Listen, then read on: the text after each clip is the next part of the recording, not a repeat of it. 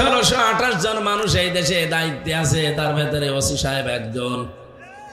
এই 1628টা মানুষের চেয়ার কারো যেন হাত আর বাঁধা না থাকে, সবার হাত যেন আবু সাঈদের মতো খোলা থাকে। বৈষম্য বিরোধী ছাত্র আন্দোলনে এই মানুষগুলো জীবন দিয়েছে 2732 জন।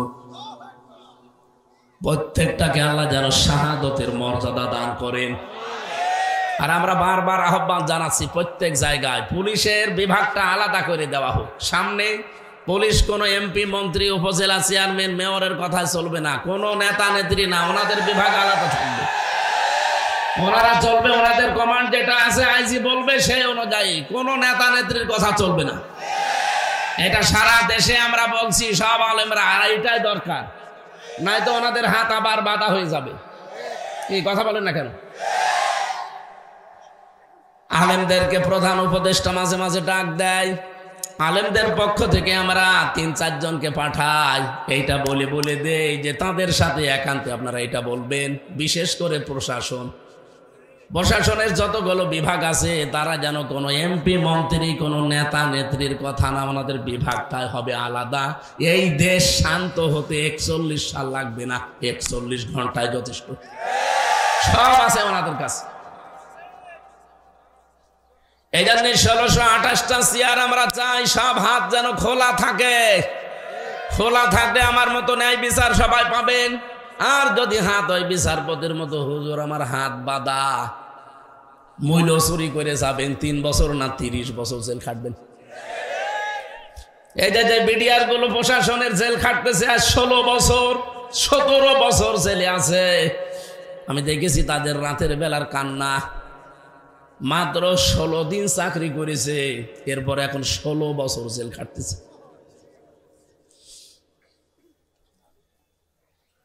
আমি পঞ্চগড়ের এক মুরব্বী পেয়েছিলাম, মাত্র আর 1 মাস তার চাকরির মেয়াদ ছিল, অথচ 17 বছর তার জেল খাটা শেষ। মাঝে মাঝে তাহাজ্জুদের নামাজ পড়তে যখন উঠতাম রাত 2:30-3টায়, ওই মুরব্বী দেখতাম ইনার মতো উঠে একটা চিৎকার করে কান্নাকাটি করতো।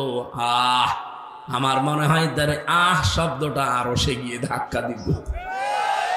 এই জালেমের চেয়ারের পেছনে কত মানুষের রক্ত, কত মানুষের চোখের পানি, হাজারি, কত মানুষের আর্তনাদ। বিশেষ করে আয়না ঘরটা, আমি তো ওই মিনিটায় ছিলাম 10 দিন, আমি টের পেয়েছি। বড়টাই তো আরো গুরুত্বপূর্ণ, ভয়াবহ। ছোটটাই যদি আজাবরা দিতে পারে, বড়টাই কি দিত। মুফতি ফখরুল সাহেব আমার সাথে ছিল, আমি মাঝে মাঝে দেখতাম, আমাকে উনি শোনাতেন, ভাই আপনার সাথে কি করেছে আমরা জানি না, তবে আমারে নিয়ে ওরা হাতে এই পায়ের ভেতর দিয়ে হাত দিত। সামনে লোহার ব্যারিকেড আছে, ওর সাথে হাতে হ্যান্ডকাপ লাগিয়ে রাখত।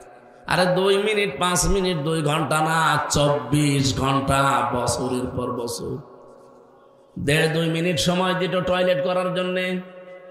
সকালে কয়েকটা পচা ছোলা দিত, দুপুরে 1 মুঠ ভাত দিত, তাও মনে হচ্ছে কেউ মাখিয়ে দিয়েছে। এই কঠিন পরিস্থিতি 1 দিন 2 দিন 5 দিন না 3 বছর একাধারে তার জীবন থেকে গেছে। মাঝে মাঝে দেখতাম ফাঁসির ওই কন্ডেম ছেলে, এমনিতে জায়গা কম, এদিকে 3.5 হাত আর এদিকে 2.5 হাত, মাঝখানে আবার টয়লেট দেওয়া। এতটুকু জায়গায় কাউকে 1জন 2 জন করে দিত। আমার ঘরে দিয়েছিলে মাওলানাকে, মানে হাত পা ছেড়ে দিয়ে একেবারে ষাটপাট হয়ে শুয়ে আছে। আরে ভাই এভাবে থাকলে আমি করব কি? মানে তখন বলতো, হামজা ভাই এমনি যে শুয়ে থাকা কত বড় নিয়ামত আমি জানি। 24টা ঘন্টা এভাবে আমি বসে থাকতাম। আর জালেমরা বলে যে আমরা কি করেছি। আরে ভাই আমি নিজে ভিকটিম, আমি তো হালকা পাতলা টের পেয়েছি, তাও তো আমার সাথে সেরকম কিছুই করে নাই, শুধু টাঙিয়ে রেখেছিল।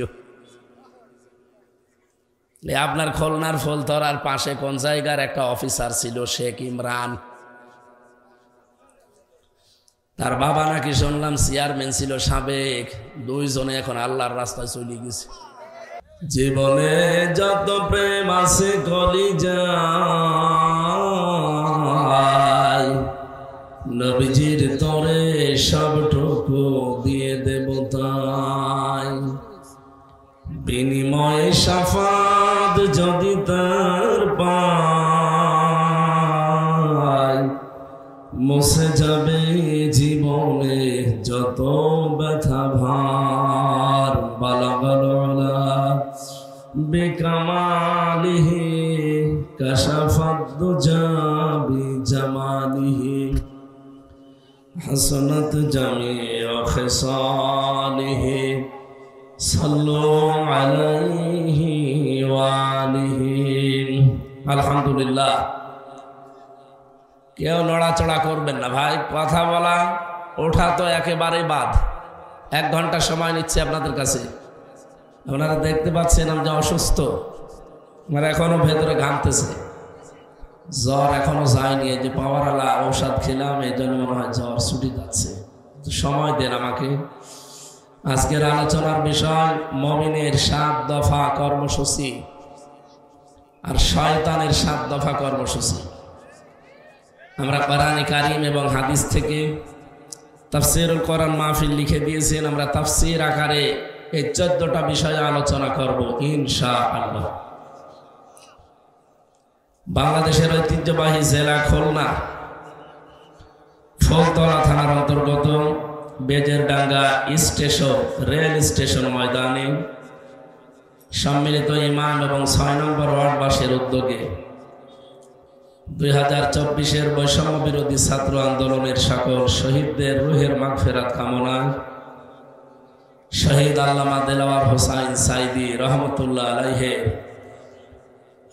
রুহের মাগফিরাত কামনায় 2য় বাৎসরিক ঐতিহাসিক তাফসীরুল কোরআন মাহফিলের স্বনামধন্য সভাপতি বিশিষ্ট আলেমে দ্বীন মাওলানা আব্দুল করিম মোল্লা, মাহফিলের প্রধান অতিথি শাইখুল মাশায়েখ, সাবেক ভাইস চেয়ারম্যান উপজেলা পরিষদ ফুলতলা খুলনা, বিশিষ্ট ইসলামী চিন্তাবিদ শিক্ষাবিদ প্রিন্সিপাল গাউসুল আজম হাদি আতালাল্লাহু উমরাহু ওয়া বারাকাল্লাহু ফি হায়াতি। বলেন আমিন। মাহফিলের সম্মানিত অতিথি নির্বাহী পরিচালক আদ-দ্বীন ফাউন্ডেশন মরহুম শেখ আকিজ উদ্দিন, তার সন্তান ডাক্তার শেখ মহিউদ্দিন দামাত বারকাতুহুল আলিয়া, বিশেষ অতিথি জামিরা বাজার সিদ্দিকা ফাজিল মাদ্রাসার সম্মানিত অধ্যাপক আব্দুল আলিম মোল্লা, বিশেষ অতিথি ডাক্তার মিজানুর রহমান, সহকারী পরিচালক খুলনা মেডিকেল কলেজ হাসপাতাল খুলনা, যার মাধ্যমে আজকে এখানে এসেছি। হায়াতে তাজ্জেবা সিহাতে কল্লিয়া কামনা করছি, আল্লাহ যেন দান করেন। দল মত নির্বিশেষে কোরআনের এই অনুষ্ঠানে যারা এই রাতের বেলা আসলে খুশি হয়ে বলেন আলহামদুলিল্লাহ।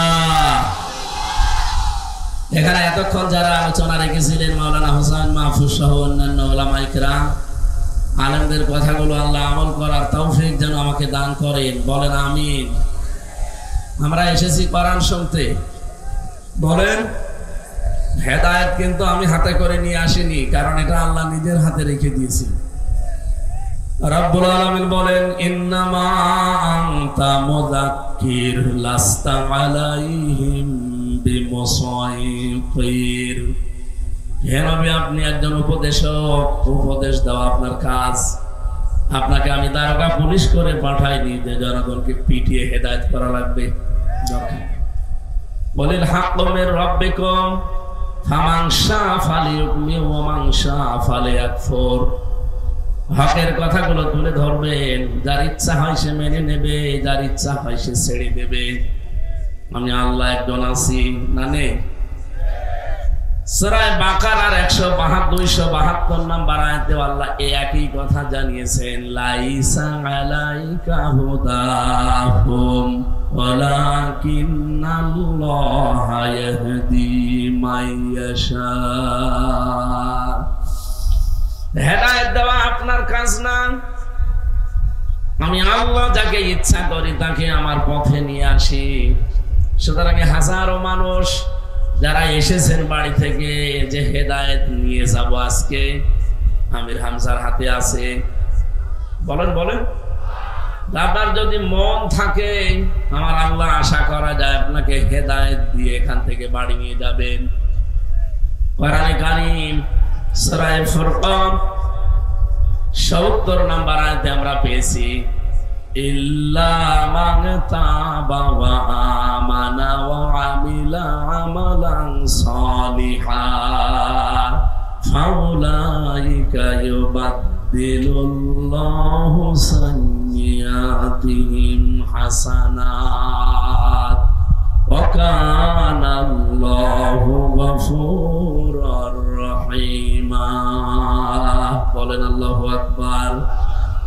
খুব ভালো করে শুনবেন, আল্লাহ পাক বলেন যারা এই নিয়ত নিয়ে বাড়ি থেকে আসে যে আজকে তওবা করে ভালো হয়ে যাব, এই নিয়ত আমাদের,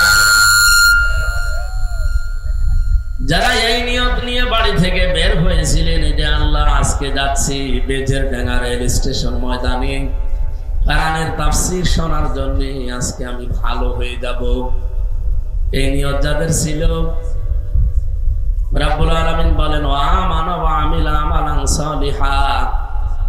দ্বিতীয় নম্বর দ্বারা এই নিয়ত নিয়েছিল যে যার সম্পদ তার উপরে আমরা বিশ্বাস করব আর ভালো ভালো কাজ দুনিয়ায় যা আছে এগুলোতে আমরা আঞ্জাম দেব। এই মানুষগুলোর জন্য আমি আল্লাহ একটা বিষয় লুকিয়ে রেখেছি, এই জন্য আল্লাহ এদের মাঝে উলাইকা দিয়েছেন, ইসমে ইশারা। এটা রব্বুল আলামিন বলেন ফাউলাইকা, এই যে বেজের ডাঙ্গা রেল স্টেশন ময়দানে যে মানুষগুলো বসে আছে, এই মানুষগুলো কি? এই মানুষগুলো কি? আল্লাহ পাক বলেন এই মানুষগুলো কি জানো? ফাউলাইকা ইউবাদদিলুল্লাহু সাইয়্যাতিহিম হাসানাত। এদের পেছনে যত অপরাধ ছিল আমি আল্লাহ সবগুলো বদল করে নেকি বানিয়ে দেব। আরো জোরে বলেন সুবহানাল্লাহ। হ্যাঁ, এটা এবার সর। আমার ভাইরা, আমরা এই আয়াত থেকে কয়েকটা তথ্য পেয়েছি। বাড়ি থেকে আসার সময় যাদের এই নিয়ত ছিল যে আমরা আজকে তাওবা করে ভালো হয়ে যাব, এই নিয়ত আমরা, আমার বিশ্বাস যে আমাদের কম বেশি সবার আছে, মানে সবার আমাদের আশা আছে আমরা আজকে তাওবা করতে ভালো হয়ে যাব। তাওবাটা কি এটা অনেক মানুষ কিন্তু আমরা আন্দাজে করে থাকি। বাস্তব সত্য কথা বলছি, জেলখানায় 3টা বছর ছিলাম আমি, এনার মতো এক ওসিও ছিল আমার সাথে জেলে। উনি একদিন এসে ফাঁসির ওই কন্ডেম সেলের ভেতরে দেখা করলো। আমারা বলছো হুজুর আমি একটা তাওবা করেছি, আমার তাওবা কত দূর হয়েছে আপনি দেখেন। ঠিক আছে, যে নির্বাচন গেল, এই নির্বাচনের আগে রাত 12টার পর থেকে আমি আমার দল বল নিয়ে ভোট কাটা আরম্ভ করলাম। যা সত্য তাই বলছি, আপনি আবার রাগ করেন না, কারণ এরকম কাজ আপনারা করেছেন, এটা জাতি জানে, সামনে আর করবে না ইনশাআল্লাহ। আর এগুলো হওয়ার সম্ভাবনা, কারণ যে ডাইনি ছিল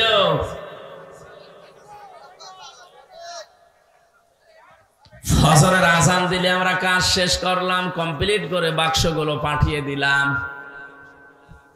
এবার আমি গোসল করলাম, ওযু করার পরে 2 রাকাত তাওবার নামাজ পড়লাম। এবার মন থেকেই বললাম আস্তাগফিরুল্লাহ, হুজুর আমারে তওবা হয়েছে। না না, আপনি কি আল্লাহর কাছে দোষ করেছেন যে আপনি আস্তাগফিরুল্লাহ পড়েন? আপনি তো দোষ করেছেন হামজার কাছে। কথা বলেন না কেন? অধ্যাপক মিয়া গোলাম পরোয়ার সাবেক এমপি, এই লোকটাকে এমপি বানাতে হলে ডোমরিয়া ফুলতলা মিলে 3.5 থেকে 4 লাখ হামজা এবং হামজার বউ লাগে। কি লাগে না?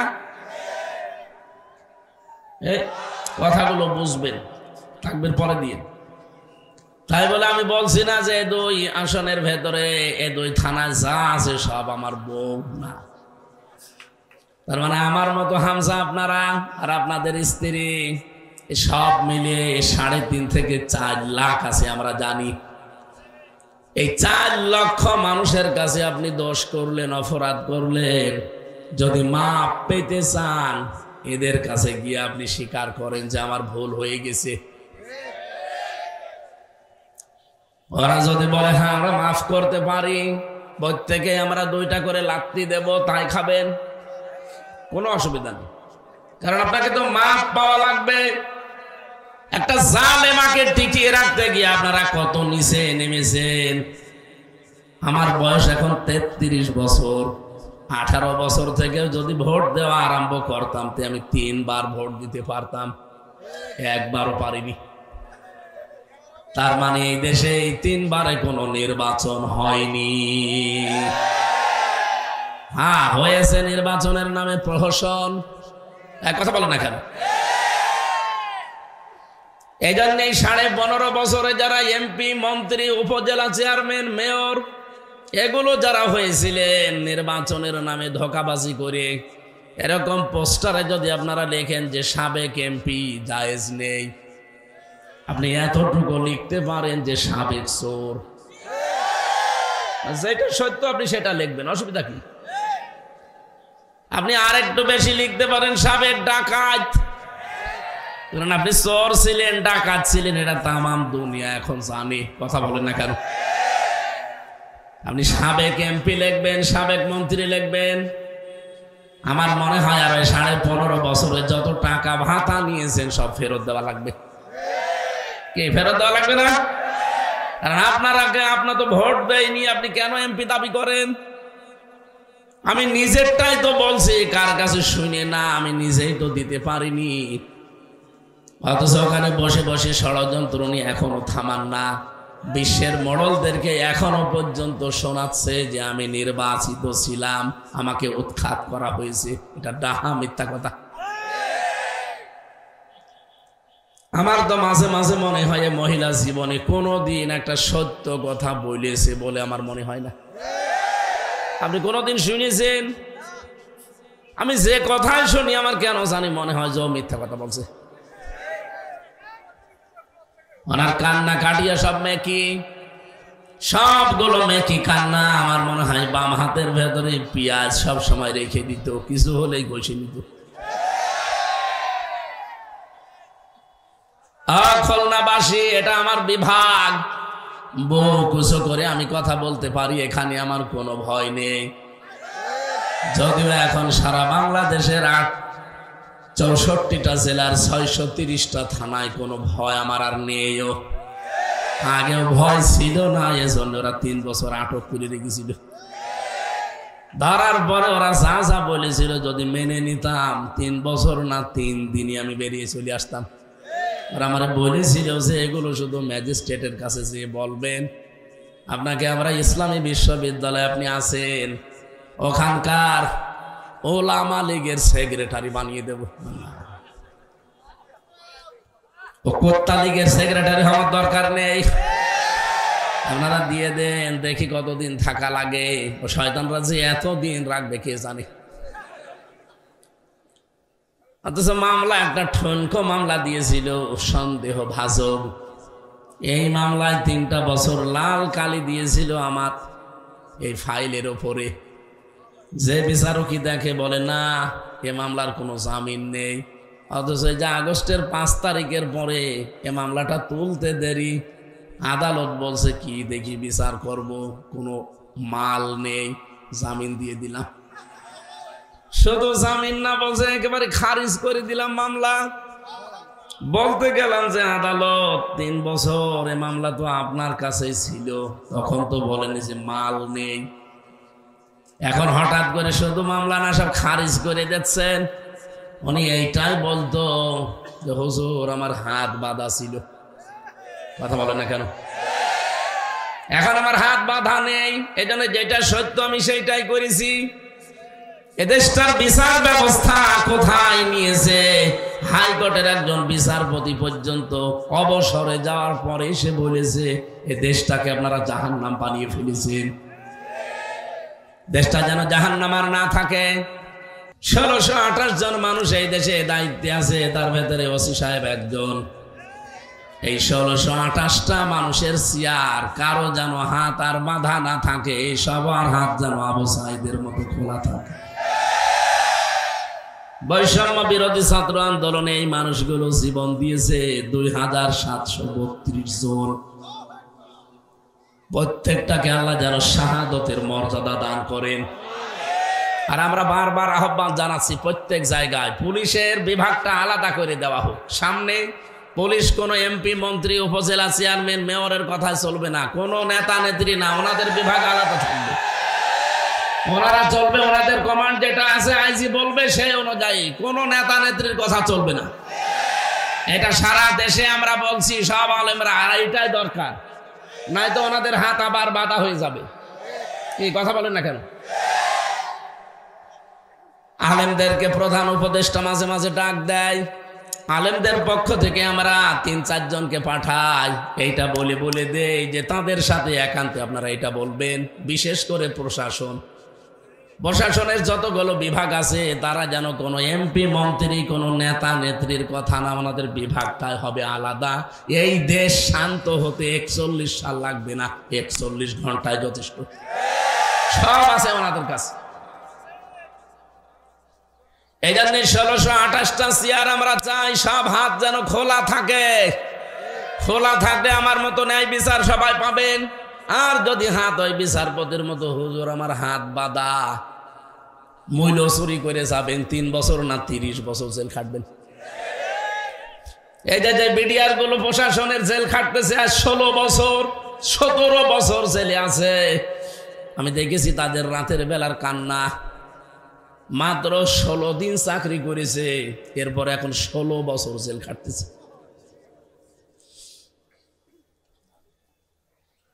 আমি পঞ্চগড়ের এক মুরব্বী পেয়েছিলাম, মাত্র আর ১ মাস তার চাকরির মেয়াদ ছিল, অথচ ১৭ বছর তার জেল খাটা শেষ। মাঝে মাঝে তাহাজ্জুদের নামাজ পড়তে যখন উঠতাম রাত ২:৩০টায়, ওই মুরব্বী দেখতাম ইনার মতো উঠে একটা চিৎকার করে কান্নাকাটি করতো। আমার মনে হয় তার শব্দটা আরো সে গিয়ে ধাক্কা দিত। এই জালেমের চেয়ারের পেছনে কত মানুষের রক্ত, কত মানুষের চোখের পানি, হাজারি, কত মানুষের আর্তনাদ। বিশেষ করে আয়না ঘরটা, আমি তো ওই মিনিটাই ছিলাম 10 দিন, আমি টের পেয়েছি। বড়টাই তো আরো গুরুত্বপূর্ণ, ভয়াবহ। ছোটটাই যদি আজাবরা দিতে পারে, বড়টাই কি দিত। মুফতি ফখরুল সাহেব আমার সাথে ছিল, আমি মাঝে মাঝে দেখতাম, আমাকে উনি শোনাতেন, ভাই আপনার সাথে কি করেছে আমরা জানি না, তবে আমারে নিয়ে ওরা হাতে এই পায়ের ভেতর দিয়ে হাত দিত। সামনে লোহার ব্যারিকেড আছে, ওর সাথে হাতে হ্যান্ডকাপ লাগিয়ে রাখত। আরে 2 মিনিট 5 মিনিট 2 ঘন্টা না, 24 ঘন্টা, বছরের পর বছর। 1.5-2 মিনিট সময় দিত টয়লেট করার জন্যে। সকালে কয়েকটা পচা ছোলা দিত, দুপুরে 1 মুঠ ভাত দিত, তাও মনে হচ্ছে কেউ মাখিয়ে দিয়েছে। এই কঠিন পরিস্থিতি 1 দিন 2 দিন 5 দিন না 3 বছর একাধারে তার জীবন থেকে গেছে। মাঝে মাঝে দেখতাম ফাঁসির ওই কন্ডেম ছেলে, এমনিতে জায়গা কম, এদিকে 3.5 হাত আর এদিকে 2.5 হাত, মাঝখানে আবার টয়লেট দেওয়া। এতটুকু জায়গায় কাউকে 1 জন 2 জন করে দিত। আমার ঘরে দিয়েছিলে মাওলানাকে, মানে হাত পা ছেড়ে দিয়ে একেবারে ষাটপাট হয়ে শুয়ে আছে। আরে ভাই, এভাবে থাকলে আমি করব কি? মানে তখন বলতো, হামজা ভাই, এই যে শুয়ে থাকা কত বড় নিয়ামত আমি জানি। 24টা ঘন্টা এভাবে আমি বসে থাকতাম। আর জালেমরা বলে যে আমরা কি করেছি। আরে ভাই, আমি নিজে ভিকটিম, আমি তো হালকা পাতলা টের পেয়েছি, তাও তো আমার সাথে সেরকম কিছুই করে নাই, শুধু টাঙিয়ে রেখেছিল। আপনার খুলনার ফুলতরার পাশে কোন জায়গার একটা অফিসার ছিল, শেখ ইমরান, তার বাবা নাকি শুনলাম চেয়ারম্যান ছিল সাবেক। 2 জনে এখন আল্লাহর রাস্তায় চলে গেছে। কোথায় আছেন আপনারা আমরা জানি না। আমি মালয়েশিয়া সেদিন গিয়ে দেখি যে হোটেলে উঠি, শয়তান 2টা নিচে বসে চা খাচ্ছে। কি গো, এখানে বেগম পাড়া বানিয়েছেন কানাডায়, সাহেব পাড়া বানিয়েছেন মালয়েশিয়ায়, সাহেব পাড়ায় থাকবেন না? বুঝো হুজুর, ওখানে থেকে মায়ের খাবো। এদেশেও বাংলার জনগণ আছে, যদি দেখে সাহেব পাড়ার ঘরে আসি, পিটিয়ে ভর্তা বানিয়ে ফেলবে। এখানে আপনি আসলেন কি করে? বলছে আমরা আগে একটু হালকা ট্রান্স পেয়েছিলাম, এই জন্য আগেই পালিয়েছি। বৈষম্য বিরোধী ছাত্র আন্দোলনে যে ভাই বোনগুলো জীবন দিয়েছে, এ বাংলাদেশের অনেকে এখনো তাদের শহীদের স্বীকৃতি দিতে রাজি না। 7 প্রকার মানুষকে নবীজি নিজে স্বীকৃতি দিয়েছে যে তারা শহীদ। দুই পাশে 2 জন আলেম বসে আছে। কেউ যদি পানিতে ডুবে মারা যায় সে শহীদ হবে, হবে না? কোন মানুষ যদি গাড়িতে চাপা পড়ে মরে যায় সে শহীদ হবে।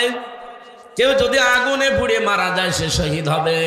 কেউ যদি দেওয়াল চাপা পড়ে মারা যায় সে শহীদ হবে।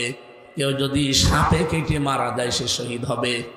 আর যে লোকটা নিজের জীবন এভাবে সবার সামনে উন্মুক্ত দিয়ে গেল, আরে ভাই তার কি আমার মতো জানের মায়া ছিল না? আমি নিজে গিয়েছিলাম রংপুরে আবু সাইদের বাড়িতে। কত মার্জিত সন্তান ছিল ওই বাবার, আমাকে হাত ধরে ধরে অনেক কথা শোনাচ্ছিল, তার জীবনের গল্পগুলো। ছেলে এই হবে এই হবে, কত আশা নিয়ে ছেলেকে, এত গরিব মানুষ। আরে ভাই জীবনের মায়া নেই কার? প্রতিটি মাসিবের ভেতরে তার জীবনের মায়া আছে। একটা ছেলে একেবারে জীবনটা এভাবে উন্মুক্ত করে দাঁড়িয়ে আছে, হাতে নিয়ে জীবন অত সহজ? আপনি একটু জানতো দেখি। এই জন্য শহীদ এই শব্দটা আমি খুব গুরুত্ব নিয়ে বলি সব সময়। শহীদ যারা হয়েছে তাদেরকে কেউ যদি বলে না উনি শহীদ না, আপনি মুখ দিয়ে কথা বলতেও পারবেন না। এই বাংলাদেশে আজ পর্যন্ত আপনি দেখেছেন শহীদ জিয়া, শহীদ শেখ মুজিব কেউ বলে না? আমি আজও শুনিনি। কিন্তু জিয়ার নাম শুনলেই মানুষ আগে একটা শব্দ জুড়ে দেয়, শহীদ জিয়া। কারণ শহীদ হওয়ার জন্য যে সমস্ত কাজ গারবলগুলো করা লাগে তার অনেক কাজ তার জীবনে আমরা পেয়েছি।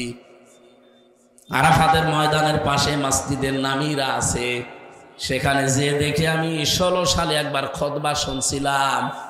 কাবার ইমাম খুতবা দিতে গিয়ে বাংলাদেশের সাবেক প্রেসিডেন্ট শহীদ জিয়াউর রহমান তার জান্নাতের মাকাম কামনা করছিলেন খুতবার ভেতরে। আপনি জায়গাটা চেনেন, আরাফাতের ময়দান। উনি আরবিতে যে কথাগুলো বলছিলেন তার বাংলা সামারাইজ এইটা। লক্ষ লক্ষ মানুষকে যেই লোকটার মাধ্যমে এই নিম গাছ বা জিয়া গাছ বলে ওদের, সাজারাত জিয়া, এই গাছের কারণে যাদেরকে ছায়া দেওয়ার ব্যবস্থা হয়েছে, আল্লাহ তুমি ওই শহীদ জিয়াকে মাফ করে দিও। আরাফাতের ময়দানের দোয়া কবুল হয়, এটা নবীজির হাদিস। কত লক্ষ লক্ষ হাজিরা শুধু বাংলাদেশ না সারা বিশ্ব থেকে যে ওই জায়গায় হাজির হওয়া লাগে। আমি নিজেও ওখানে হাজির ছিলাম ওই গাছের নিচে। ইমাম সাহেব দোয়া করছে খুতবার ভেতরে আমাদের এই শহীদ জিয়ার নামে।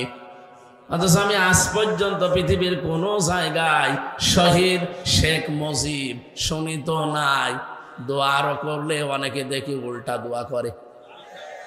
হ্যাঁ, আমি গোপালগঞ্জের এক হুজুরের দোয়া শুনছিলাম ইউটিউবে।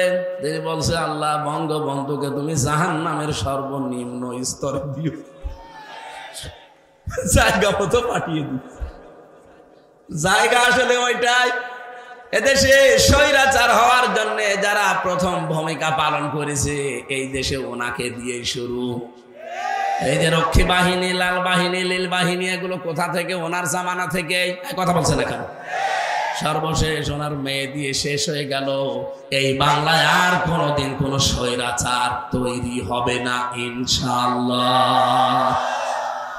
তৈরি যেন হতে না পারে সেই ব্যবস্থা করা লাগবে। কথা বলেন। এদেশের 300 জন এমপি তারা যেন প্রত্যেকে আল্লাহর কোরআনে কারীম বুকে নিয়ে সংসদে যেতে পারে সেই ব্যবস্থা আমাদের করা লাগবে। এটা যদি আপনার কাছে রাজনীতি মনে হয়, হ্যাঁ এইটাই আমার রাজনীতি। কারণ এইটা যতদিন সংসদে না যাবে, অন্তত 300 এমপির ভেতরে 151 জন এদেশ থেকে একটা অন্যায় ওয়াজ করে আপনি বন্ধ করতে পারবেন না।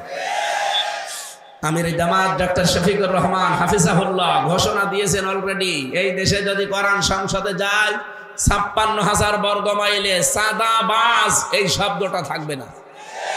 এই শব্দ দেশে আছে না? পুলিশ হয়রান হয়ে যায় এদের ধরার জন্য। ওদের ডিউটির ভেতরে মনে হয় 24 ঘন্টা ডিউটির 8 ঘন্টায় কাটে এই শয়তানদের পেছনে। ওই সময়টা জনগণের পেছনে তারা দিতে পারবে। সত্যি কথা বলছি, যদি কোরআন সংসদে যায় এবার, সর্বপ্রথম এদেশ থেকে চাঁদাবাজি ঝাঁটিয়ে বিদায় করা হবে ইনশাআল্লাহ।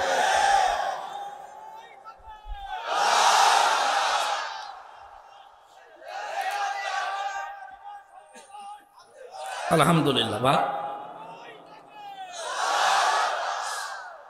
আমি এবার দুইটা তথ্য বলছি, জ্ঞানী মানুষ যারা খেয়াল করবেন। অনেক আলেম পর্যন্ত নাম নিয়ে এখন বলছে না শহীদ আবু সাইদ বলা যাবে না, শহীদ শান্ত মুগ্ধ ইয়ামিন রায়হান ফয়সাল এদেরকে বলা যাবে না, ওরা নিজের আছে বুক পেতে দিয়েছে। আপনি দেন তো দেখি, পুলিশের কাছে ওই যে এখন অস্ত্র আছে, দেন তো দেখি। জীবনের মায়া নেই কার, একটা পিপিলি কারো জীবনের মায়া আছে, কথা বলছে না কেন? আর সে বিশ্ববিদ্যালয়ের ছাত্র, তার কত আশা আকাঙ্ক্ষা ছিল বলেন তো। তার বাবার কাছে বসে বসে আমি প্রায় 8-10 মিনিট কথাগুলো শুনছিলাম, অঝরে কান্নাকাটি করছে। আর আপনি আন্দাজে বলেন না ও নিজে বুক পেতে মারা গেছে। শয়তান! শহীদ যারা আন্দাজে বলবেন না যে মরে গেছে। শহীদ যারা এদেরকে যারা কেউ মৃত না বলে, এজন্য আল্লাহ মুখের উপরে নোটিশ দিয়েছেন।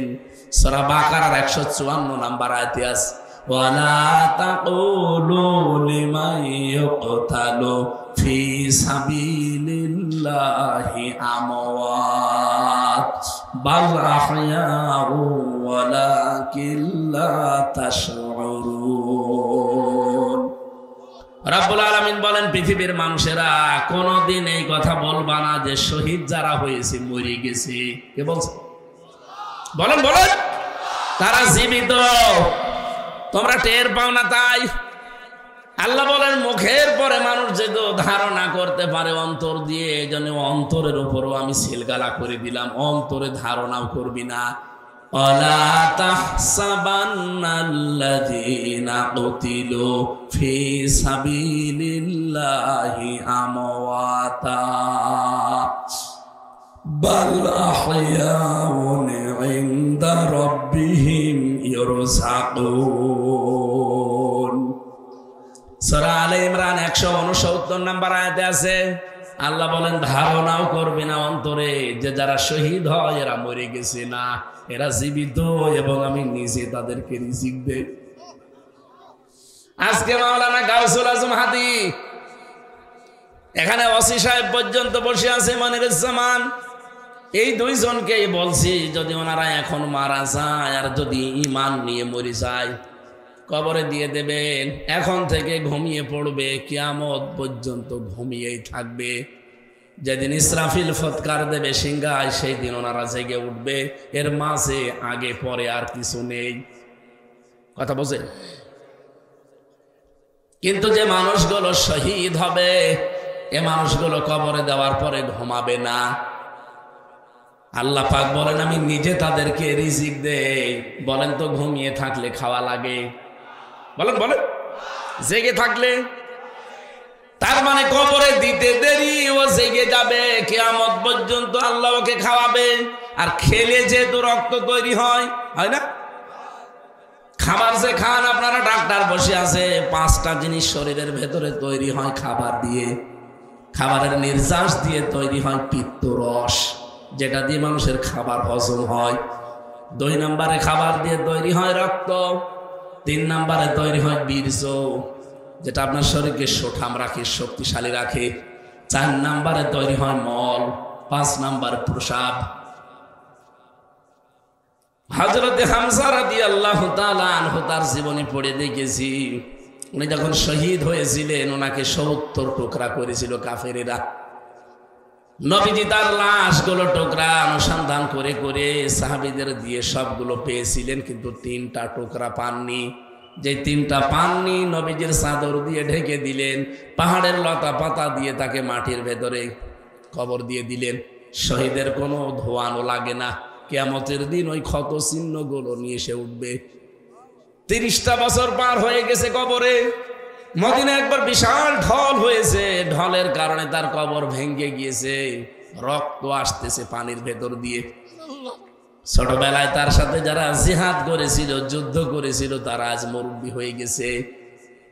ওই মানুষগুলো কয়েকজন যারা বেঁচে ছিল রক্ত অনুসন্ধান করে দেখে 30 বছর আগে মুহাম্মাদুর রাসূলুল্লাহ সাল্লাল্লাহু আলাইহি ওয়াসাল্লামের আপন চাচা হযরতে হামজা তিনি যে শহীদ হয়েছিলেন, যে সমস্ত জায়গায় কাফেররা কব দিয়েছিল, টুকরা টুকরা করেছিল, ওই জায়গা দিয়ে এখনো তাজা রক্ত ফিনকি দিয়ে বের করছে।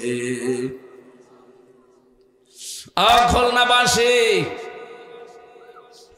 শহীদের মরণ আল্লাহ যাকে তাকে দেয় না। আপনারা কিন্তু পোস্টারে শহীদ আল্লামা দেলাওয়ার হোসাইন সাইদি রহমতুল্লাহ আলাইহি শব্দটা লেখেননি, আমি নিজের থেকে বললাম, কারণ আমি নিজে দেখেছি। 3টা বছর আমি তার পাশের ছেলে ছিলাম। ওনার বহু আচরণ আমি দেখেছি, ওনার বহু ব্যবহার পেয়েছি, বহু উপদেশমূলক কথা আমার মাথায় হাত দিয়ে বলতো। 3 বছর তো এক জায়গায় তার সাথে। এই লোকটাকে দেখতাম সারা দিন সারা রাত শুধু আল্লাহর জিকিরে আর কোরআনে কারিমের বিভিন্ন আয়াত তিনি পড়তেন। কারো কারো কাঁধে হাত দিয়েতে চলাফেরা করতে দেখেছি, এমনিতে একা একা চলতে পারতেন না। আর সব সময় মুখে লেগে আছে আল্লাহুম্মা ইন্নী আসআলুকা শাহাদাতান ফি সাবিলিক, আল্লাহ তুমি আমাকে সাধারণ মরণ দিও না, মরণ দিলে শাহাদতের মরণ দিও।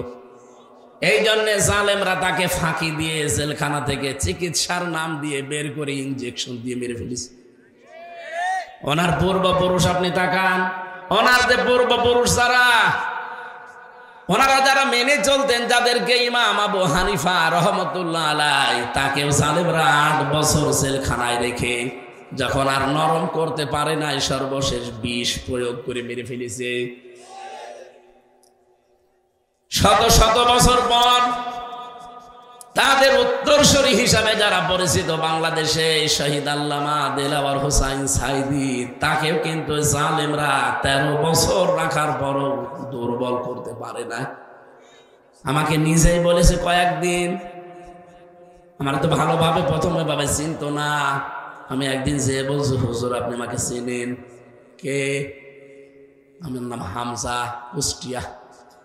তখন আস্তে আস্তে মনে করে বলছো, ওই যে আব্দুল্লাহ আলামিন, আবুল কালাম আজাদ বাশার, তারেক মনোয়ার, হামজা, মাসুদ আমার কাছে এসে এই কথাগুলো বলে। হ্যাঁ, এবার চিনিছি।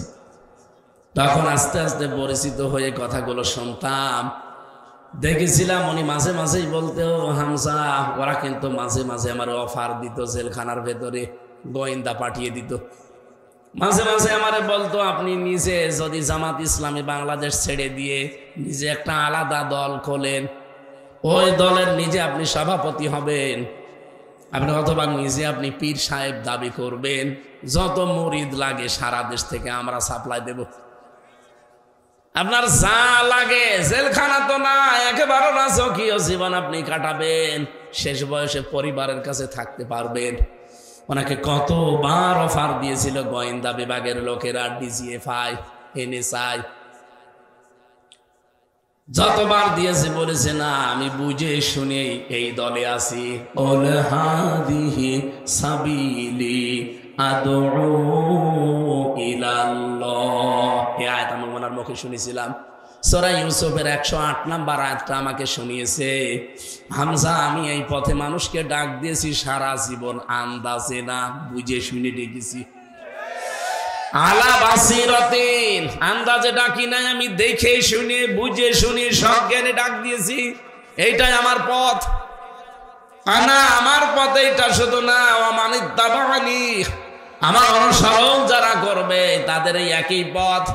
আমি কোরআনের এই আয়াতটাকে জীবনের সঙ্গে বানিয়ে নিয়েছি। এই জন্য 50 বছর আমি কোনোদিন বাবার দিকে ডাকি নাই, স্বামীর দিকে ডাকি নাই, ভাবির দিকে ডাকি নাই, ডেকেছি আমার আল্লাহর দিকে। তার সারা জীবনের ডাক ছিল কোন দিকে? কোনদিন শুনেছেন যে তার বাবার দিকে মুরিদ হওয়ার জন্য ডাকতেছে? তার সারা জীবনে 50 বছর তিনি ডাকি দিয়েছেন এইভাবে যে আসো আল্লাহর পথে, আসো রাসূলের পথে।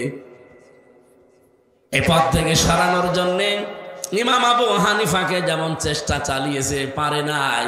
সাইয়্যিদ কুতুবকে চেষ্টা চালিয়েছে, পারে নাই। সাইয়্যিদ কুতুবের জীবনী আমাকে পড়িয়েছিলেন এটিএম আজহারুল ইসলাম, রংপুরের কৃতি সন্তান, এখনো পর্যন্ত লোকটা জেলে আছে। লুৎফুজ্জামান বাবরকে মুক্তি দিয়েছে সরকার, যেই মামলায়, ওনারও একই মামলা। লুৎফুজ্জামান বাবরকে 17 বছর যদি পরে মুক্তি দেওয়া যায়, এটিএম আজহারুল ইসলামকে মুক্তি দেওয়া লাগবে। এক কথা বলেন না কেন? কারা কারা এই মাজলুম জননেতার মুক্তি চান? দেখি লিল্লাহে তাকবীর।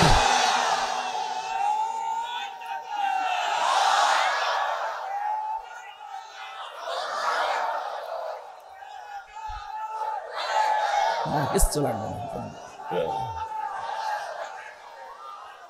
আলহামদুলিল্লাহ ভাই, আদালতে এবং গোয়েন্দা বিভাগে যারা দায়িত্বে আছে আমরা কথা বলেছি, যারা ওনার আত্মীয় স্বজন তাদেরকে নিয়ে তারা জানাতে চাচ্ছে সারা দেশে জনমত তৈরি করে। এতে মাদ্রাসার শিক্ষক যারা আন্দোলন করেছিল মাত্র 2 দিন, সরকার তাদের দাবি মেনে নিয়েছে। এক কথা বলছেন না কেন? এটা আমার মনে হয় এটা সময়ের দাবি, মেনে নিয়েছে আলহামদুলিল্লাহ। কারণ তারা একটা বৈষম্যের শিকার ছিল। বৈষম্য দূর করার জন্য যেহেতু এই দেশ আমাদের উপহার দিয়ে গেল, এই লক্ষ লক্ষ ছাত্র জনতা, জালেমের মিথ্যা মামলা যেগুলো ছিল ওইগুলো ছিল মানুষের উপর একটা বৈষম্য।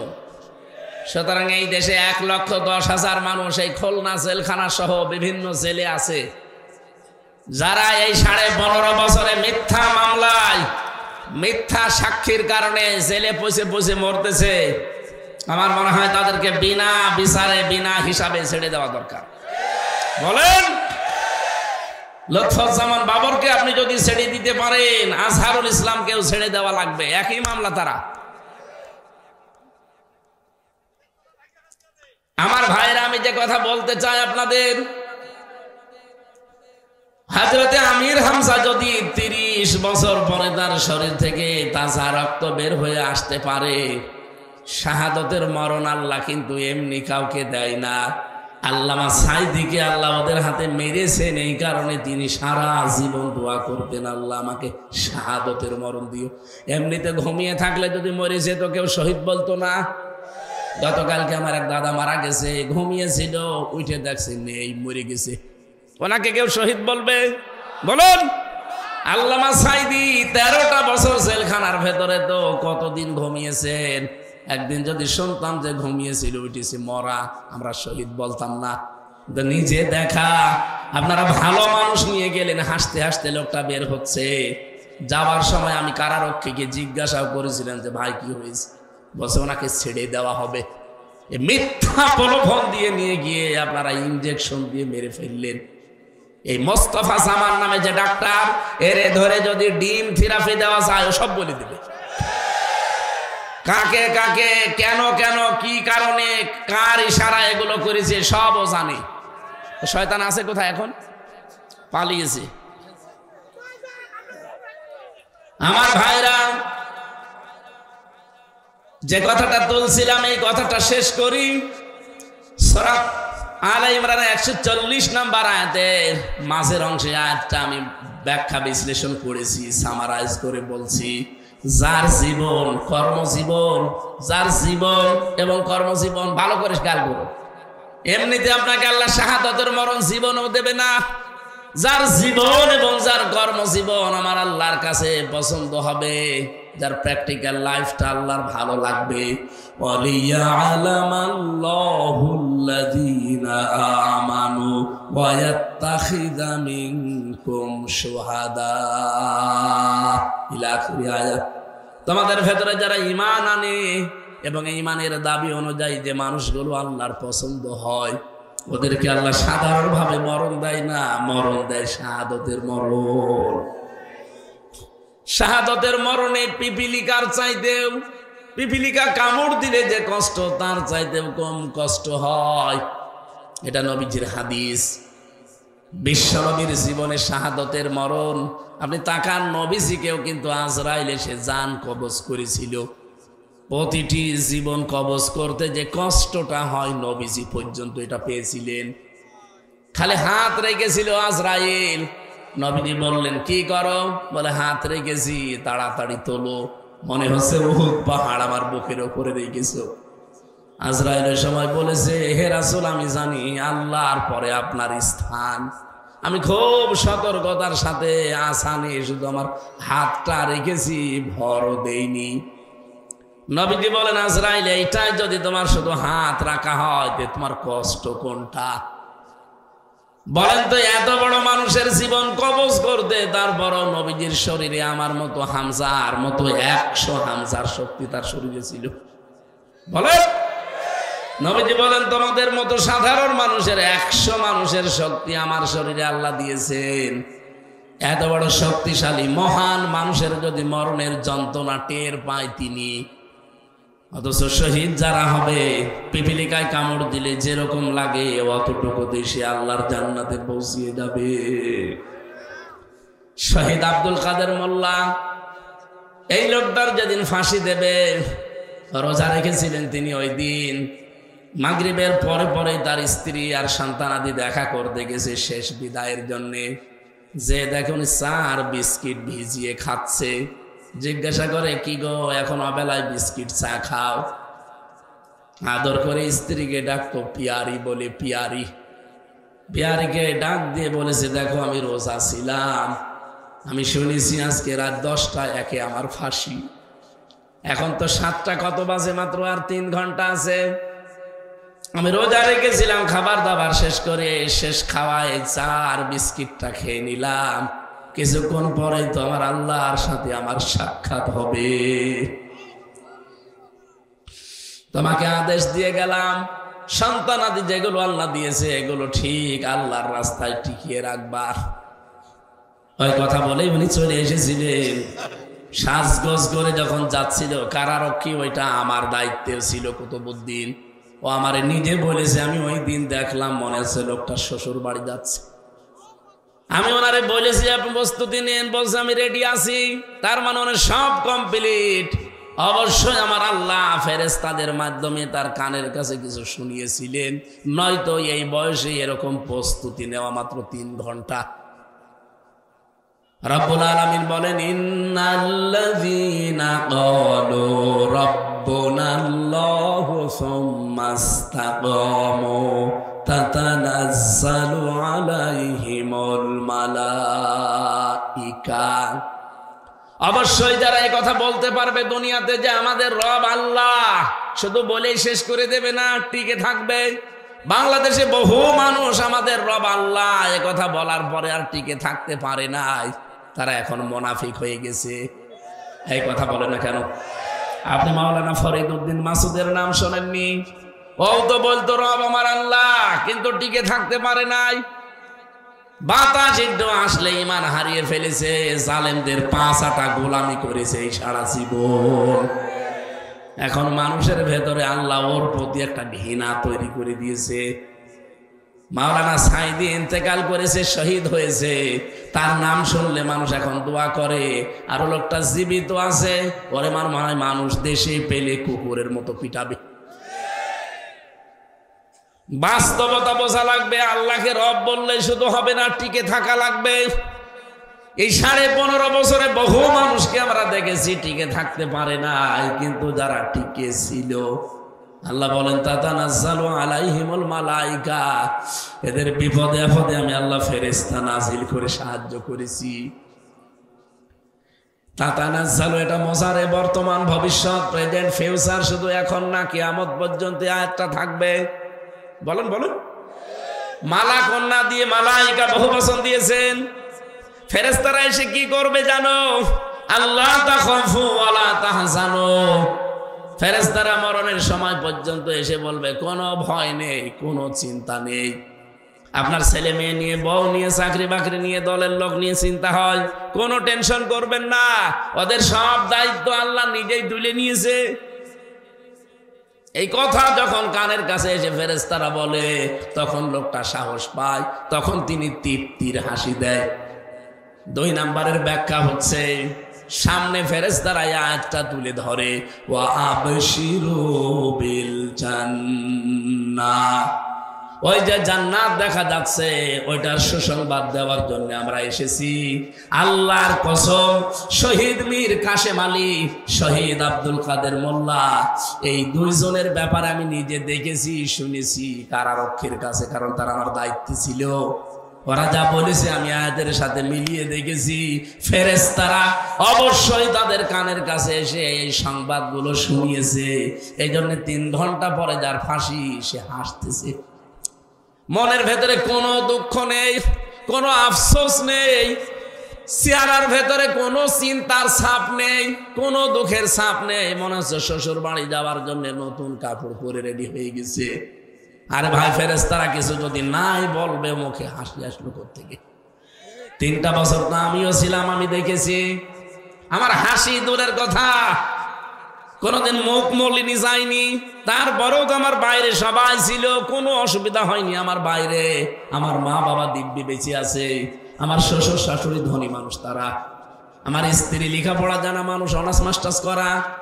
আমার যা সম্পদ আল্লাহ দিয়েছে, আমি না থাকলে ওর অসুবিধা নেই, মরণ পর্যন্ত এমনি চলতে পারবে। শুধু একটা বিয়ে করা লাগবে, না অসুবিধা কি, আমি মরে গেলে করবে। তারপরও আমার যে চিন্তা, টেনশনে 24 ঘন্টা, কারণ আমি যোগাযোগ বিচ্ছিন্ন ছিলাম। ফাঁসির কন্ডেম সেলের ভেতরে আমার ওরা 24 ঘন্টা তালা লাগিয়ে রাখতো, না কোনো জায়গায় যাওয়া যাবে না আপনার। মাঝে মাঝে কথা বলে কিছু টাকা পয়সা, কিন্তু টাকা চলে না, সিগারেট চলে। কারারক্ষীদেরকে দিয়ে সিগারেট কিনিয়ে নিয়ে আসতে বলতাম, ভাই এটা আপনি রাখেন, আর একটু আমার হাসপাতালে নিয়ে চলেন, আমি আল্লামা সাঈদীর সাথে একটু দেখা করে কথা বলবো, কারণ ওনারে মাঝে মাঝে হাসপাতালে নিয়ে আসতো। এই সুযোগটা পেয়েছিলাম কয়েকবার। আর এটিএম আজহারুল ইসলামের সাথে তো আমি 3টা বছর প্রায় ছিলামই, ওনার সাথে প্রায় 200-300 দিন একাধারে কথা বলেছি। বাকি সময় দেখেছি আমার টেনশনই কাটে না, টেনশনই কাটে না। বাইরের কথা মনে উঠলে আমার কান্না লাগতো, যে কি গো, কোনোদিন মনে হয় আর বাইরে যেতে পারবো না। আর ওনাদের মাত্র 3 ঘন্টা বাকি আছে, হাসতেছে, কোনো চিহ্ন নেই, শরীরের ভেতরে কোনো ছাপ নেই। এমনি এমনি এগুলো হওয়ার কথা না, আর এটা বোঝানোর বিষয় না। অবশ্যই আমার আল্লাহ রব বলে টিকে থাকার কারণে ফেরেশতা পাঠিয়ে সুসংবাদ দিয়েছেন। রব্বুল আলামিন বলেন, এতটুকুই ফেরেশতারা শেষ করে দেয় না, তখন শেষ কথা ফেরেশতারা বলে, আল্লাতী কুনতুম তুআদুন, আল্লাহ যে জান্নাতের ওয়াদা করেছে, এই সেই জান্নাত তুলে ধরলাম, আপনি এটা দেখতে থাকেন আর আসতে থাকেন। আউলিয়াউকুম ফিল হায়াতিদ দুনিয়া ওয়া ফিল আখিরাহ, দুনিয়ায় আপনাদের আমরা বন্ধু ছিলাম, কিয়ামতেও আপনাদের বন্ধু থাকবো। আবশিরু বিল জান্নাহ আল্লাতী কুনতুম তুআদুন ওয়ালাকুম ফিহা মা তাশতাহি আনফুসুকুম ওয়ালাকুম ফিহা মা তাদউন। এমন জান্নাতে আপনাদেরকে আমরা পৌঁছিয়ে দেওয়ার জন্য এসেছি, যে জান্নাতের ভেতরে যাওয়ার আগেই জিনিস পাওয়া যায়। বলেন সুবহানাল্লাহ। নুজুলাম মিন গফুরির রহিম, দয়াময় আল্লাহর পক্ষ থেকে এটা একটা মেহমানদারি। আল্লাহ যেন এই মেহমান হিসাবে সবাইকে কবুল করেন, বলেন আমিন। সূরা বাকারার 278 নম্বর আয়াতটা আমরা পড়েছিলাম। আমি আবার বলছি, হেদায়েত আমি সাথে করে নিয়ে আসি নাই। যারা ভালো হওয়ার নিয়তে এসেছেন, মন যদি আপনার থাকে, আজকে মুমিনের 7 দফা কর্মসূচি কোরআন থেকে শুনবেন, আশা করছি আপনি হেদায়েত পেয়ে যাবেন। মন যদি না থাকে, হামজানা কাবা শরীফের ইমামও যদি ডাক্তার মিজান সাহেব নিয়ে আসে, আপনার কিছুই হবে না। তারা হেদায়েত কার হাতে বলেন তো? আপনার মন শুধু আল্লাহ দেখবে। আবু তালেবের মন ছিল না, এই জন্য আল্লাহ নবীর আপন চাচা হওয়ার পরও হেদায়েত দেয়নি। কথা বলেন এখানে। হযরতে বেলালের মন ছিল কোথায়? ইথিওপিয়া। সেখান থেকে আমার আল্লাহ তাকে হেদায়েত দিয়ে কালো মানুষটাকে একেবারে আলো বানিয়ে দিয়েছে। হযরতে বেলালের সম্মান আল্লাহ এত বেশি দিয়েছেন, বিশ্বনবী বলেন, আমি যখন মেরাজে গিয়েছি তখন আমার ভয় লাগছিল। হঠাৎ আমি বেলালের পায়ের আওয়াজ পেলাম, ভয়টা আমার দূর হয়ে গেল।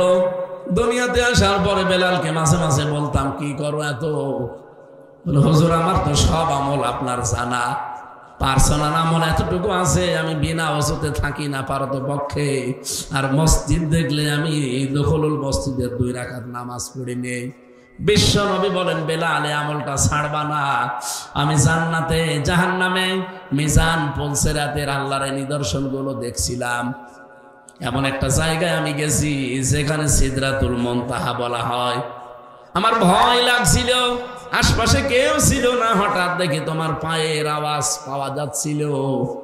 তোমাকে আল্লাহ এমন জায়গায় পৌঁছিয়েছে, কোনোদিন এই 2টা আমল ছাড়বা না। বলেন সুবহানাল্লাহ। এজন্য হেদায়েত আমি হাতে করে নিয়ে আসতে পারি না, এটা আমার হাতে নেয়। কার হাতে?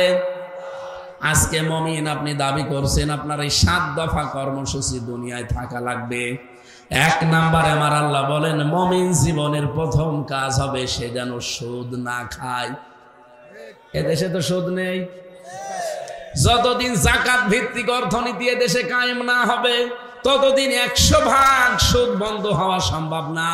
কিন্তু আমরা যারা মুমিন দাবি করছি, কোরআনে কারীমের আয়াতে আল্লাহ জানিয়েছেন, ইয়া আইয়ুহাল্লাযীনা আমানু তাকুল্লাহা ওয়া যারু মা বাকিয়া মিনার রিবা ইন কুনতুম মুমিনিন। যদি মুমিন দাবি করো, ঈমানদারেরা আমাকে ভয় করো, আর সুদের যত বকেয়া আছে সব ছেড়ে দাও। ফাইল্লাম তাফআলু ফাযানু বিহারবিম মিনাল্লাহি ওয়া রাসূলিহি। আমার এই ঘোষণা শোনার পরেও যদি কেউ সুদ ছেড়ে না দেয়, আমি আল্লাহর ঘোষণা হচ্ছে সে যেন আমি আল্লাহর রাসূলের সাথে যুদ্ধ করার জন্য প্রস্তুতি নেয়। বলুন নাউযুবিল্লাহ। এলাকায় সুদ আছে কিনা আমার জানা নেই, তবে দেখি এই যে টাকা ছেড়ে রাখে, টাকা আসে, 1000 টাকা দিলে 1200 টাকা করে দেয়, 200 টাকা বেশি দেয়। আছে? আপনি লজ্জা পাবেন না, রাগও করবেন না। সত্যি আল্লাহর দিকে তাকিয়ে বলেন তো, কারা কারা এরকম টাকা ছেড়ে রেখেছেন? একটু হাত তোলেন তো। আলহামদুলিল্লাহ। না, মিথ্যা কথা বলা যাবে না ভাই। আমি বিশ্বাস করলাম এলাকায় নেই। যদি 2-1 জন থেকে থাকেন, আজকের আলোচনা শোনার পরে আপনি যেহেতু মন তৈরি করছেন যে আমি মন দিয়ে শুনবো, আজকে বাড়ি যাওয়ার পর পরে সিদ্ধান্ত নেওয়া লাগবে যে যা টাকা ছাড়া আছে আসল টাকা বাদ দিয়ে না খেয়ে মরে যাব, সুদের টাকা আমি নেব না। কারণ ওটা মায়ের সাথে জেনা করা শামিল, এটা সর্বনিম্ন। আর আল্লাহ রাসূলের সাথে যুদ্ধ করার শামিল। সুতরাং এত বড় গুনাহ করে আমি কোনোদিন সফল হওয়া সম্ভব না। যারা এরকম কাজে আছেন ছেড়ে দেবেন কারা? হাত তোলেন তো। আলহামদুলিল্লাহ, কয়েকজন এবার তুলেছে। তার মানে এলাকায় আছে। ঠিক আছে, আপনারা যেহেতু সিদ্ধান্ত নিয়েই ফেলেছেন যে ছেড়ে দেবেন, যারা হাত তোলেননি ঠিক আছে, আপনার ছাড়ার দরকার নেই। যান, আপনি মায়ের সাথে জেনা করতে থাকেন, জান্নাত আপনাকে আল্লাহ দেবে। মুমিন জীবনের প্রথম কর্মসূচি, প্রথম দফা এইটা হওয়া লাগবে যে আমি সুদ খাবো না। হ্যাঁ, যাকাত ভিত্তিক অর্থনীতি হলে আমি আয়াতটা পড়তাম না।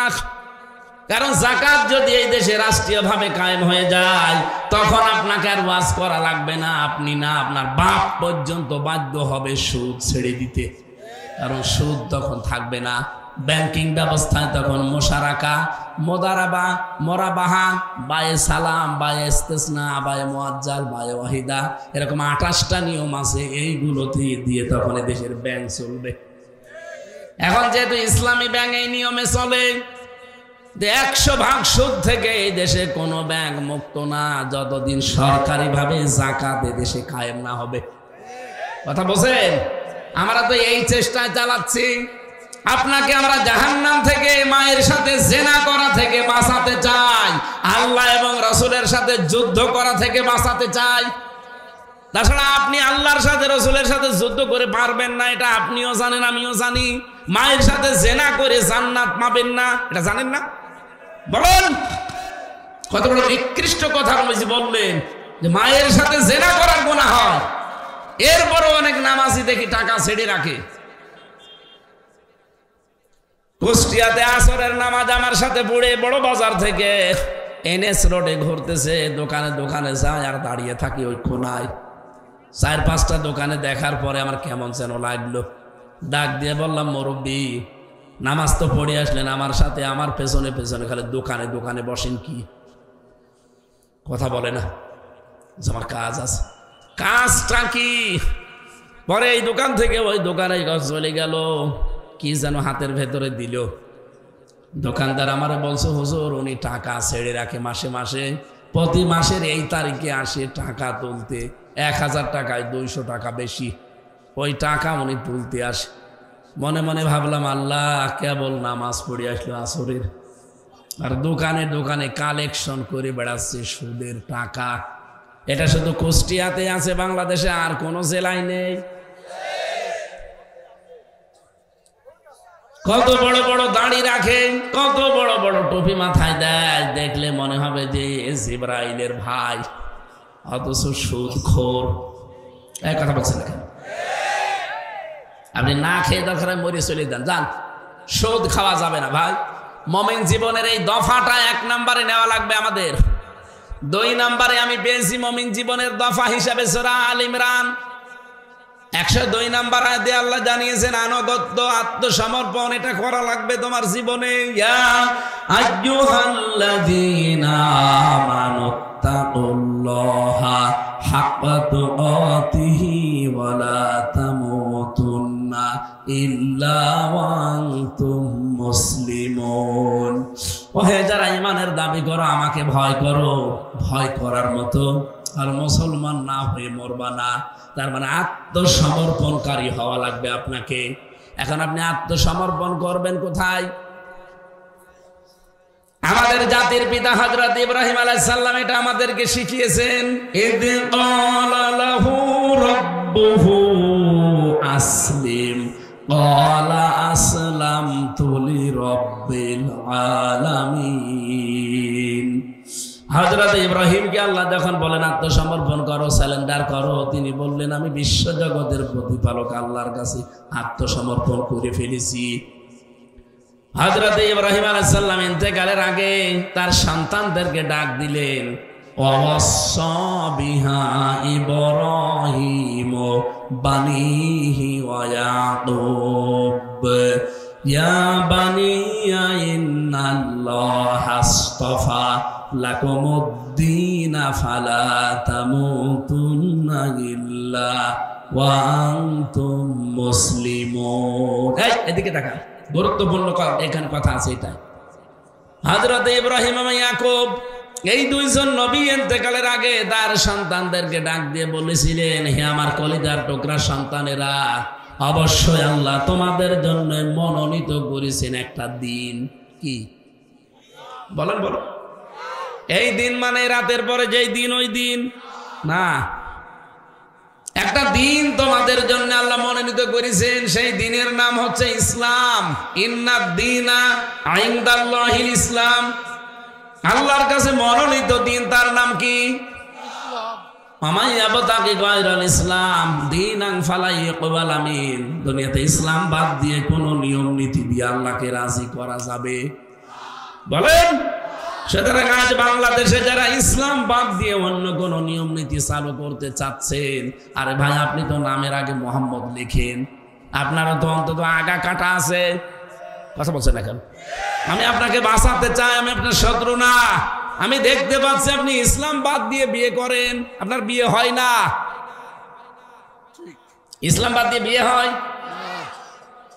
ইসলামের বাইরে যে বিয়েগুলো বাংলাদেশে চলছে, বিশেষ করে যে বরযাত্রী নিয়ে যায় মেয়ের বাড়িতে, এটা ইসলামে আছে। ইসলামে আছে অলিমা করা। এখানে কত মানুষ আমরা বসে আছি, অলিমার খবর নেই। বরযাত্রী নিয়ে যায় 300-400।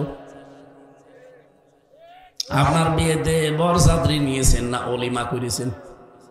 বলেন। বিয়ে করেননি? করেছেন? ছেলে মেয়ে মেলা, বিয়ে করেছে, অলিমা। আমি অলিমার কথা জিজ্ঞাসা করলাম।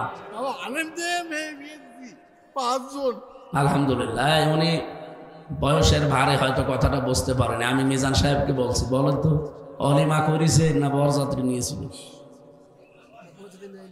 বরযাত্রী নেননি। আলহামদুলিল্লাহ। আমাদের প্রধান অতিথি অলিমা করেছিলেন? আলহামদুলিল্লাহ। এই যে ওসি সাহেব বিয়ে করেছেন? না, বলা লাগবে। অলিমা করেছেন বিয়েতে না বরযাত্রী নিয়েছেন? বরযাত্রী নেয়নি, আলহামদুলিল্লাহ। এই পরিবারে বিয়ে করা যায়। ওসির ছেলে মেয়ে থাকলে ওনার সাথে আত্মীয় করবেন না। আজকে থেকে সিদ্ধান্ত নেওয়া লাগবে, দিনে যেটা নেই ওইটা মুসলমান করবে না। এটা মুমিন জীবনের কর্মসূচি। সুতরাং দিন ইসলামে কোনো বরযাত্রী নিয়ে খাওয়ায় সিস্টেম নেই। অলিমা করতে হবে। অলিমা ছেলের বাড়ি না মেয়ের বাড়ি?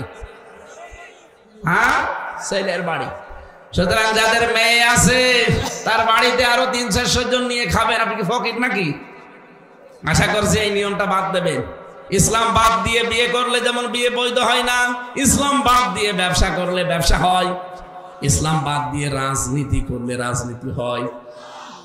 কত মানুষকে বুঝে হোক না বুঝে হোক আমরা বলতে শুনছি এখন যে কোরআনের সাথে রাজনীতির কোনো সম্পর্ক নেই। এ কথা যদি বুঝে শুনে কেউ বলে থাকে ওনার ঈমান চলে গেছে, আবার ঈমান আনা লাগবে। ওনার যদি ঈমান না আনে ওনার জানাজা পড়াও জায়েজ নেই, সে যেই হোক।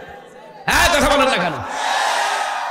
কারণ এর বাইরে তো আর কেউ নেই। আছে আমার এই ছোট্ট মাথার ভেতরে 918 জায়গায় আমি পেয়েছি কোরআন দিয়ে রাজনীতি করা লাগবে। 918 জায়গায়। আর উনি এত বড় জাতীয় নেতা বলে ফেললো কোরআনের সাথে রাজনীতির কোনো সম্পর্ক নেই। আপনি জানবেন কি করে? কোনোদিন কোরআনটা একবার বাংলা অর্থ পড়িয়েছেন? সূরা ফাতিহা যদি আমি আপনাকে জিজ্ঞাসা করি শুদ্ধভাবে আমার সামনে পড়তে পারবেন? যদি পড়তে পারেন আপনাকে আমি মিষ্টি খাওয়াবো। এই জন্য যে বিষয়ে যারা জানেন না, ওয়ালা তাকফু মা লাইসা লাকা বিহি ইলমুন, যে বিষয়ে জানেন না, জ্ঞান নেই, কথা বলবেন না, চুপ করে থাকবেন। যারা জানে তারা কথা বলবে। এই কথা বলেন না কেন? ইন্না সামআ ওয়াল বাসারা ওয়াল ফুআদা কুল্লু উলাইকা কানা আনহু মাসউলা। শ্রবণ শক্তি, দর্শন শক্তি সবগুলো কিন্তু আপনার কিয়ামতে জবাব দেওয়া লাগবে। আন্দাজে ফতোয়া দেওয়ার কাজ না। সুতরাং যারা বুঝে করছেন না বুঝে করছেন আপনি থামবেন। ইসলাম বাদ দিয়ে রাজনীতি হয় না, ওটা হয় দুর্নীতি। এই জন্য ইসলাম দিয়ে যারা রাজনীতি করে তাদের দেখবেন আলাদা কর্মজীবন আছে। এই যে ডাক্তার মিজান, গাউসুল আজম, কথা বলেন না কেন? আর ইসলাম বাদ দিয়ে যারা রাজনীতি করে তাদের কোনো কর্মজীবন নেই, ওইটাই তাদের জীবন।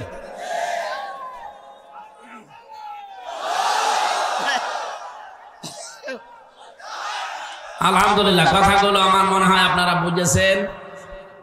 আমি তৃপ্তি পেয়েছি, আলহামদুলিল্লাহ। এটা মেনে চলার তৌফিক দিন। বাংলাদেশে যারা আলাদা কর্মজীবন আছে, রাজনীতি করে, তাদের পেছনে থাকবেন। কোন কর্মজীবন নেই, শুধু রাজনীতি, এইটাই তার নীতি। মনে করবেন ওই নীতিতে সে 2-5 বছর পরে 2 বিঘা জমির মালিক ছিল, 10 বিঘা জমির মালিক হয়ে গেল বলে। কারণ ওর তো আর কোনো কর্মজীবন নেই। ওসি সাহেবের কর্মজীবন আছে, উনি যদি রাজনীতি করে করবে। আপনার কোনো কর্মজীবন নেই, শুধু আপনার জীবনই রাজনীতি। ওটা আপনার রাজনীতি না, ওটা হবে শেষে দুর্নীতি। কথা বলেন ঠিক কিনা? এই জন্য দিন বাদ দিয়ে, এটা মনোনীত। আমাদের জাতির পিতা তার সন্তানকে বলছে, ইন্নাল্লাহ আস্তাফা লাকুমুদ্দিন, তোমাদের জন্য আল্লাহ একটা দিন মনোনীত করেছেন, তার নাম ইসলাম। এটা বাদ দিয়ে কিচ্ছু করবা না। আলা তামুতুন্না, মরবা না, ইল্লা ওয়া আনতুম মুসলিমুন, যতক্ষণ মুসলমান না হতে পারো। এজন্য মুমিন জীবনের দ্বিতীয় দফা এইটা, যে আত্মসমর্পণকারী আল্লাহ এবং রাসূলের সামনে, এইটা হয়ে মরা লাগবে। 3 নম্বরে সূরা মায়েদার 35 নম্বর আয়াতে আমি পেয়েছি মুমিনের জীবনের আসল কর্মসূচি এইটা। এটা তার 3 নাম্বার দফায় থাকতে হবে। ইয়া আইয়ুহাল্লাযীনা আমানুত্তাকুল্লাহা ওয়াবতাগু ইলাইহিল ওয়াসিলা ওয়াজাহিদু ফি সাবিলিহি লাআল্লাকুম তুফলিহুন। ওহে যারা ঈমানের দাবি করো, আমাকে ভয় করো, আর আমি আল্লাহ পর্যন্ত পৌঁছাতে একটা ওসিলা তালাশ করো। আজ বাংলাদেশে বহু ভণ্ডরাই ওসিলা মানে পীর ধরা বোঝায়। আসলে যত তাফসীর আছে বাংলাদেশে, ওসিলার 3টা ব্যাখ্যা আমি পেয়েছি। 1 নম্বরে ওসিলা মানে নেক কাজ, 2 নম্বরে ওসিলা মানে কোরআন, 3 নম্বরে ওসিলা মানে নবীর সম্মান। আপনি কোথায় পেলেন পীর ধরা? আপনি দেখান তো।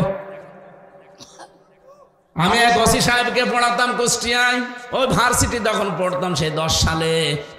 ওই সময় উনি আমারে এইটা বলছে, হুজুর আমি তো বুঝি যে ওসিলা মানে যে কোনো আল্লাহর ওলিকে ধরা না।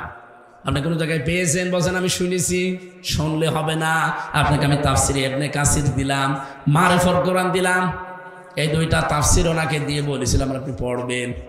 কয়েকদিন পরে পড়াটা ব্যাখ্যা শেষ করে আমারে বলছে আমি বুঝে ফেলেছি ও ভণ্ডরা নিজের দরবার ঠিক রাখার জন্য এই ব্যাখ্যা বানিয়েছে। পরবর্তীতে ওনার রিটায়ার্ড হয়েছে, বাড়ি জায়গা মতো বাড়ি গোপালগঞ্জে। ও জেলার নাম নিলে আমার কেমন যেন লাগে না। লোকটা ভালো হয়ে গেছে আশা করছি। আমি এখন আর সে জেলে যাওয়ার পর থেকে আর পরিচয় নেই, কোথায় আছে স্যার আল্লাহ জানে। কোরআন বোঝার চেষ্টা এসেছিল। আমরা চাই যারা জেনারেল শিক্ষিত আছেন বাংলাদেশে, তারা যদি পড়তে না পারেন চেষ্টা চালান, যে কোনো ভাবে আল্লাহর কোরআন আমি পড়বই। অন্তত শেষ বয়স তো কিছু না পারলেও 10টা সূরা যেন বুঝে শুনে শুদ্ধ করে পড়তে পারে। আপনি চেষ্টা চালান, যদি নাও পারেন তালবে এলেম হয়ে মরে যাবেন, কিয়ামতে বিচার হবে না আপনার, বিনা বিচারে জান্নাতে যাবেন। তালবে এলেমের কোনো বিচার নেই। সুবহানাল্লাহ বলতে পারেন না? তালেবে এলেম মানে ওই 7.5 বছর 8 বছর 10 বছরে না। গাউসুল আজম ভাইও তালবে এলেম হতে পারে, মুরব্বিও তালবে এলেম হতে পারে, ওসি সাহেবও তালবে এলেম হতে পারে। কথা বলছেন কেন? যেই বয়সে আপনি আরম্ভ করবেন যে আমি আল্লাহর কোরআন জানতে চাই, আপনি ওখান থেকে তালবে এলেম। কথা বুঝেছেন? মুমিন জীবনে দফা নেওয়া লাগবে আল্লাহর কাছে পৌঁছাতে। ওসিলা, ওসিলা মানে নেক কাজ, ওসিলা মানে নবীর সম্মান, ওসিলা মানে কোরআন। আবতাগু ইলাইহিল ওয়াসিলা। আর যত ওসিলা দুনিয়ায় আছে, ওয়াজাহিদু ফি সাবিলিহি, তার অন্যতম ওসিলা এইটা, আল্লাহর রাস্তায় জিহাদের মাধ্যমে আল্লাহর কাছে পৌঁছাতে হবে। লাআল্লাকুম তুফলিহুন, আশা করা যায় আমরা সফল হব। 4 নম্বরে মুমিন জীবনের কর্মসূচি সূরা তাওবার ভেতরে আছে 119 নম্বর আয়াত, সত্যবাদীদের সাথে থাকা লাগবে। ইয়া আইয়ুহাল্লাযীনা আমানুত্তাকুল্লাহা ওয়া কুনু মা'আস সাদিকিন, ঈমানদারেরা আমাকে ভয় করো আর সত্যবাদী যারা তাদের সঙ্গে থাকো। 5 নম্বরে আমি পেয়েছি সূরা আহজাবের 70 নম্বর আয়াত। যদি কেউ আপনি মুমিন জীবনে কর্মসূচি নিতে চান, এই 5 নম্বর দফা হাতে নেওয়া লাগবে যে সঠিক কথা বলা লাগবে। দিন যত ভালো খারাপ হোক কোন দিকে তাকানো যাবে না, সঠিক কথা বলা লাগবে। ইয়া আইয়ুহাল্লাযীনা আমানুত্তাকুল্লাহা ওয়া কুলু কাওলান সাদীদা, ঈমানদারেরা আমাকে ভয় করো আর কথা যখন বলবা সোজা কথা, সঠিক কথা বলবা। ইউসলিহু লাকুম আমালাকুম ওয়া ইয়াগফির লাকুম যুনুবাকুম। রব্বুল আলামিন বলেন, কেউ যদি সোজা কথা বলার অভ্যাস করে, ওর জীবনের কাজগুলো সংশোধন করে দেব, ওর অপরাধগুলো আমি আল্লাহ মাফ করে দেব। বলেন সুবহানাল্লাহ। মুমিন জীবনের 6 নম্বর কর্মসূচি হচ্ছে এই পৃথিবীতে একমাত্র বিশ্ব নবীকে আদর্শ মনে করা। সূরা হাদীদ 28 নম্বর আয়াতে আছে, ইয়া আইয়ুহাল্লাযীনা আমানুত্তাকুল্লাহা ওয়া আমিনু বিরাসূলিহি, ঈমানদারেরা আল্লাহকে ভয় করো। এখানে আমিনু বিরাসূলিহি, রাসূলের প্রতি ঈমান আনো মানে তার আদর্শ মেনে নাও। বলেন সুবহানাল্লাহ। এক একটা আয়াতের ভেতরে লক্ষ লক্ষ কথা তাফসিরে আমি পড়েছি, এখন সময়ও নেই আর আমার গলাও পারবে না, আমি খুব তাড়াতাড়ি করছি। 7 নম্বরের দফা মুমিন জীবনের সূরা হাশরের 18 নম্বর আয়াতে আল্লাহ দিয়েছেন, ইয়া আইয়ুহাল্লাযীনা আমানুত্তাকুল্লাহা ওয়াল তানজুর নাফসুম মা কদ্দামাত লিগাদ ওয়াত্তাকুল্লাহা ইন্নাল্লাহা খাবীরুম বিমা তা'মালুন। মুমিন জীবনের 7 নম্বর দফা হচ্ছে আখিরাতের পুঁজি তৈরি করা। ঈমানদারেরা আল্লাহকে ভয় করো আর নজর করে দেখো আগামী একটা দিন আসতেছে, ওই দিনের জন্য তোমার প্রস্তুতি কতটুকু আছে। প্রত্যেকেই যেন এই 7টা দফা সামনে নিতে পারি। এই 7 দফাকে দুর্বল করার জন্য শয়তান পৃথিবীতে 7 দফা কর্মসূচি হাতে নিয়েছে। 1 নম্বরে শয়তানের টার্গেট আমাদেরকে দিয়ে সে কুফরি করাবে। কি করাবে?